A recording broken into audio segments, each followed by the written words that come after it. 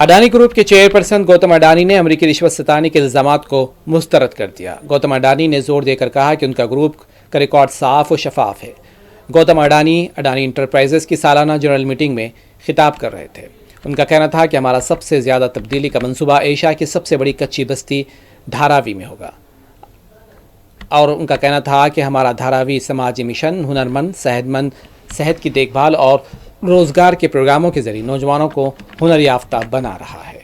Our most transformative project is unfolding in Dharavi, Asia's largest slum,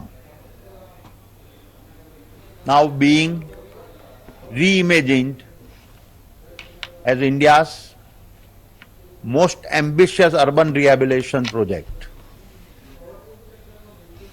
Our Dharavi social mission